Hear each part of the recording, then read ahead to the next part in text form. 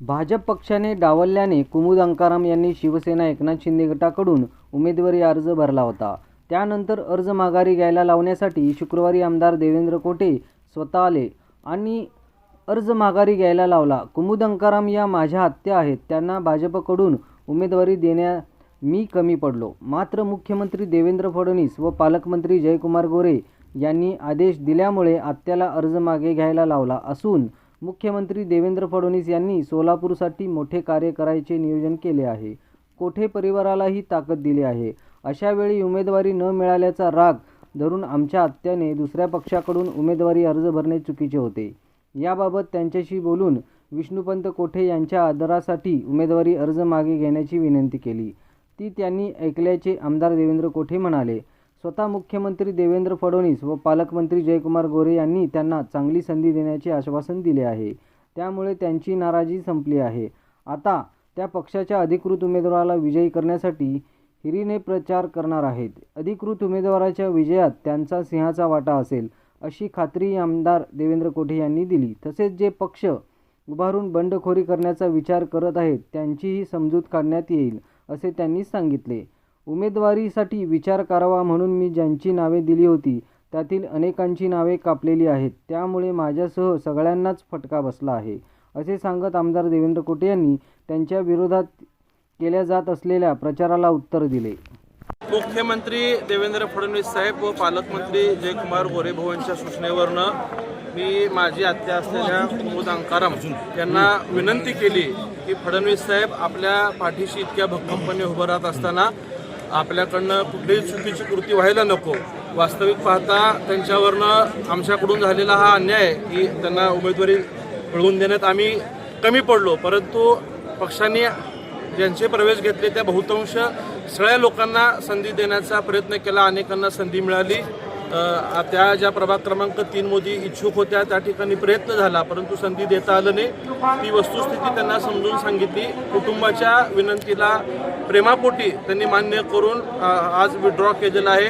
स्वतः फडणवीस साहेबांनी आणि पालकमंत्री गोरे भाऊंनी शब्द दिलेला आहे की जो त्यांच्यावरती अन्याय झाला आहे तो येणाऱ्या काळात पक्ष निश्चितच भरून काढेल आणि ती आम्हा सगळ्यांची जबाबदारी असेल। आम्ही सुद्धा त्यांना विनंती केल्यामुळं पार्टी सोबत प्रचारात उमेदवार निवडून त्यांच्या सिंहाचा वाटेल हा विश्वास मी कुटुंबाच्या वतीने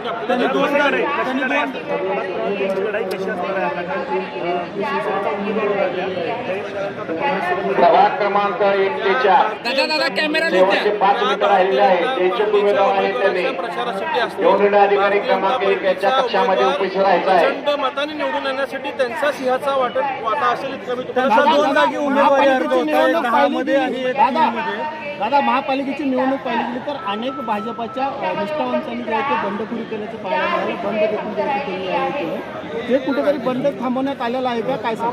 बहुतांश सगळ्या निष्ठावंत लोकांना आम्ही तिन्ही आमदारांनी विनंती केली, अनेक लोकांनी माघार सुद्धा घेतलेली आहे। वेळेच्या गडबडीत जरी काही निष्ठावंत किंवा जुन्या सरकारांचे फॉर्म राहिले असतील तर पुढच्या काळात सुद्धा आम्ही त्यांना भेटून विनंती करून त्यांनाही सोबत घेण्याचा आम्ही प्रयत्न करतो। घडामोडी काल रात्री घडलेल्या होत्या, त्यांचं म्हणणं आहे की आम्ही विरोधी एक पॅनल तयार करतोय भाजपच्या विरोधामध्ये।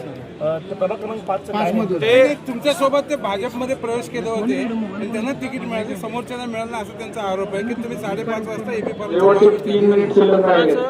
प्रभाग 5 मध्ये नाही, त्यांची भूमिका काय ती मी ऐकलेली नाहीये, परंतु कोणी अपक्षाचा पॅनल जरी करण्याचा प्रयत्न करत असेल तर पुन्हा पक्ष म्हणून आम्ही त्यांच्या संपर्कात जाऊन त्यांना सोबत घेण्यासाठी आम्ही प्रयत्नशील राहू। आपल्यावरती आरोप लावले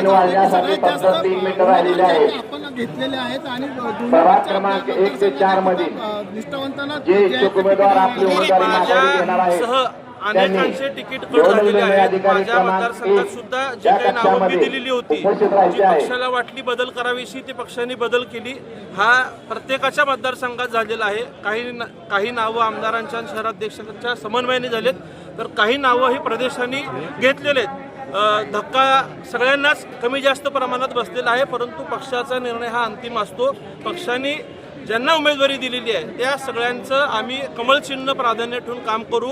काल सुद्धा मी भूमिका मांडली होती. शक्य हत्या जरी दुसऱ्या पक्षातून उभारलेली असेल तर कमळ हाच माझा उमेदवार आहे, ही भूमिका काल स्पष्ट केली. पण मला आनंद आहे की त्यांनी कुटुंबासाठी, विशेषतः स्वर्गीय तात्यासाहेब, स्वर्गीय महेश अण्णांवरती प्रेमापोटी त्यांनी आज माघार घेतली. निश्चितच येणाऱ्या काळात फडणवीस साहेब असतील, पालकमंत्री जयकुमार गोरे साहेब असतील, त्यांना आणि मी स्वतः सुद्धा कुटुंब म्हणून त्यांना न्याय देण्यासाठी आम्ही प्रयत्न करू. कोणालाही दुखवलं नाही, उमेदवारी मागे त्यांना प्रेम आहे घेण्यासाठी म्हणून सोबत आले. फक्त 2 मिनिटं राहिलेली आहेत. जे इच्छुक उमेदवार आहेत त्यांनी निवडणूक निर्णय अधिकारी क्रमांक 1 या कक्षामध्ये उपस्थित राहायचं आहे. प्रभाग क्रमांक 1 ते 4.